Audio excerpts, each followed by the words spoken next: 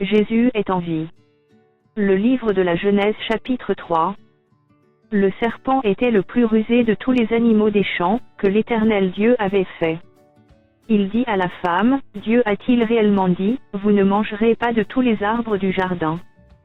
La femme répondit au serpent, nous mangeons du fruit des arbres du jardin. Mais quant au fruit de l'arbre qui est au milieu du jardin, Dieu a dit, vous n'en mangerez point et vous n'y toucherez point, de peur que vous ne mouriez. Alors le serpent dit à la femme, vous ne mourrez point.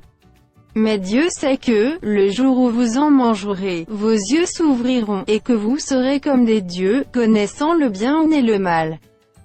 La femme vit que l'arbre était bon à manger et agréable à la vue, et qu'il était précieux pour ouvrir l'intelligence, elle prit de son fruit, et en mangea, elle en donna aussi à son mari, qui était auprès d'elle, et il en mangea. Les yeux de l'un et de l'autre s'ouvrirent, ils connurent qu'ils étaient nus, et ayant cousu des feuilles de figuier, ils s'en firent des ceintures.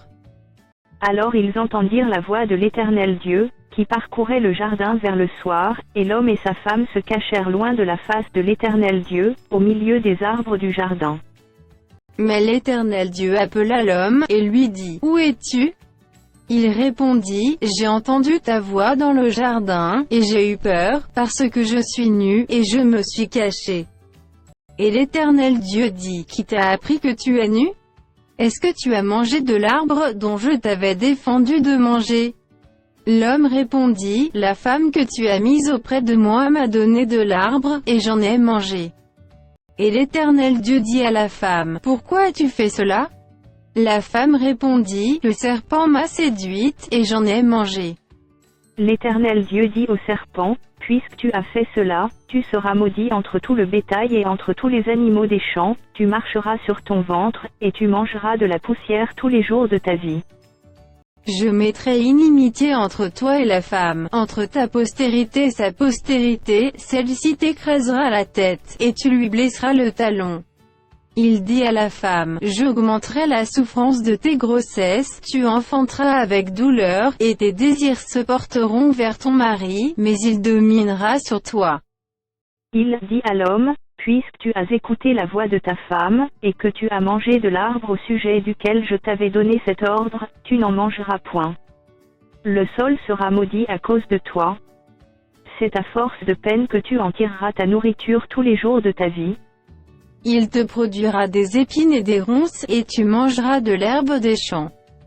C'est à la sueur de ton visage que tu mangeras du pain, jusqu'à ce que tu retournes dans la terre, d'où tu as été pris, car tu es poussière, et tu retourneras dans la poussière. Adam donna à sa femme le nom d'Ève, car elle a été la mère de tous les vivants. L'Éternel Dieu fit à Adam et à sa femme des habits de peau, et il les en revêtit. L'Éternel Dieu dit, voici, l'homme est devenu comme l'un de nous, pour la connaissance du bien et du mal. Empêchons-le maintenant d'avancer sa main, de prendre de l'arbre de vie, d'en manger, et de vivre éternellement. Et l'Éternel Dieu le chassa du jardin d'Éden, pour qu'il cultivât la terre, d'où il avait été pris. C'est ainsi qu'il chassa Adam, et il mit à l'orient du jardin d'Éden les chérubins qui agitent une épée flamboyante pour garder le chemin de l'arbre de vie.